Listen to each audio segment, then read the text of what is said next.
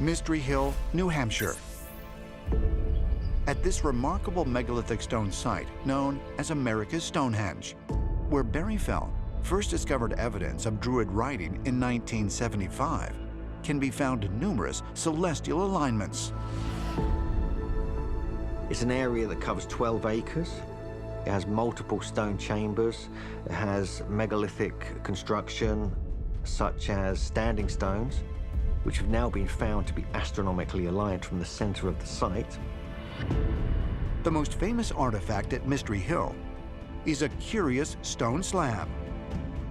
Among the many stone structures at America's Stonehenge is a huge flat slab that is the size of a human body. And around its edges is a channel that leads into a hole that very clearly would have been used to catch liquid that was running down the stone and that would eventually go through the channel down into the ground. Could this slab have been used for blood rituals?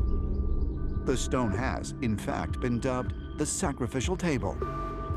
And some researchers believe it was used by the Druids. Throughout northern England, so-called bog bodies have been found. Disturbingly well-preserved corpses of 2,000-year-old human sacrifice victims.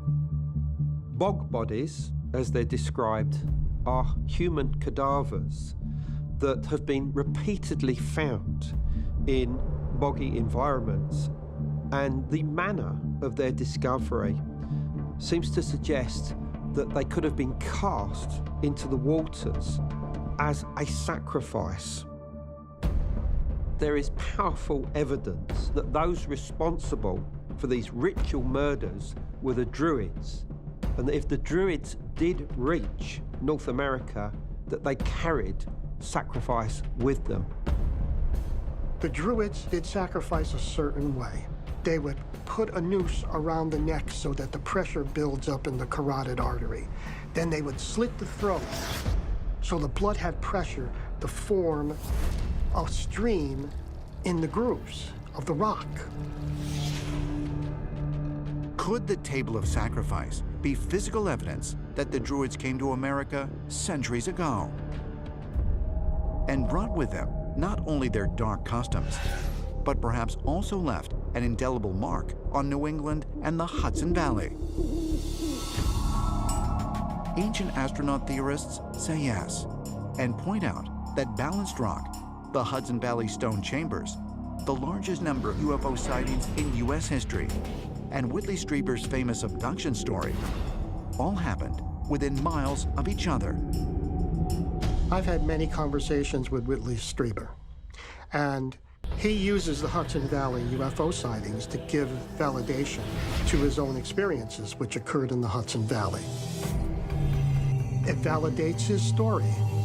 There's a tradition in Celtic folklore that the old gods would retreat underground. I think they came up, and those people who came up were real, just as real as you and me. So maybe there is something to the old fairy lore.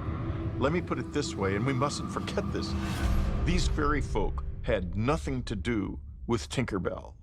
They're really a serious bunch.